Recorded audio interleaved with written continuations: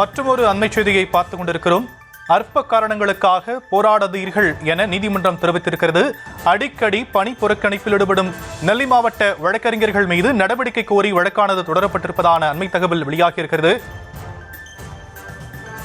நெல்லை மாவட்ட வழக்கறிஞர்களுக்கு மதுரை உயர்நீதிமன்ற கிளை அறிவுறுத்தல் வழங்கியிருக்கக்கூடிய அண்மை செய்தி வெளியாகியிருக்கிறது. அற்பமான காரணங்களுக்காக வழக்கறிஞர்கள் பணி புறக்கணிப்பில் ஈடுபடுவது ஏற்றுக்கத்தக்கதல்ல என நீதிமன்றம் தெரிவித்திருக்கக்கூடிய நிலையில் விவரங்களையும் உடைய செய்தியாளர் நாகேந்திரன் வழங்க நாம் கேட்கலாம். நாகேந்திரன், நீதிமன்றம் என்னென்ன விஷயங்களை குறிப்பிட்டிருக்கிறாங்க, எந்த வழக்கில் இது சொல்லப்பட்டிருக்கு?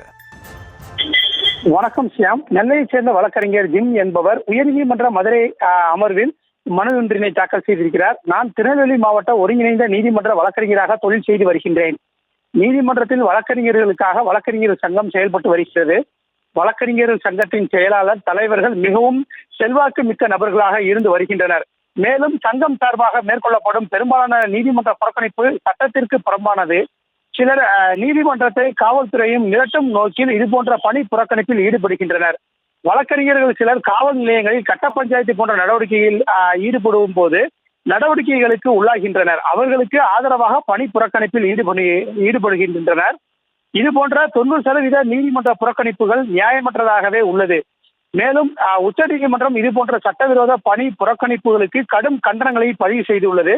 எனவே இது போன்ற நியாயமற்ற கோரிக்கைகளுக்காக சட்டவிரோதமாக நீதிமன்ற புறக்கணிப்பில் ஈடுபடும் சங்க நிர்வாகிகள் மீது தமிழ்நாடு பார் கவுன்சில் நடவடிக்கை எடுக்க உத்தரவிட வேண்டும் என இந்த மனுவில் கூறியிருந்தார். இந்த மனு நீதிபதிகள் எஸ்.எம். சுப்பிரமணியன் மற்றும் நீதிபதி மரியா கிளாட் ஆகியோர் அமர்வு முன்பு விசாரணைக்கு வந்தது.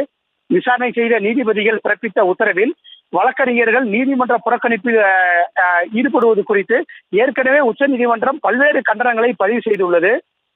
வழக்கறிஞர்களின் கோரிக்கையை நிறைவேற்ற நீதிமன்ற பணி புறக்கணிப்பு ஒரு தீர்வாகாது. அவர்களது சம்பந்தப்பட்ட அந்த அதிகாரிகளை அணுகி பிரச்சனைகளுக்கு தீர்வு காண வேண்டும். அதுவே சரியான முறையாகும். சட்ட தொழில் ஒரு உன்னதமான தொழில். மேலும் வழக்கறிஞர்கள் சாதாரண ஊழியர்கள் கிடையாது. வழக்கறிஞர்களின் நலனையும் நீதிமன்றங்களின் மகத்துவத்தையும் பாதுகாக்க கடமைப்பட்டவர்கள். எனவே அற்பமான காரணங்களுக்காக அல்லது எந்த ஒரு வழக்கறிஞரின் சில தனிப்பட்ட குறைகளின் அடிப்படையில் அடிக்கடி நீதிமன்றங்களை புறக்கணிப்பு எந்த சூழ்நிலையிலும் ஏற்கத்தக்கது அல்ல என தெரிவித்த நீதிபதிகள்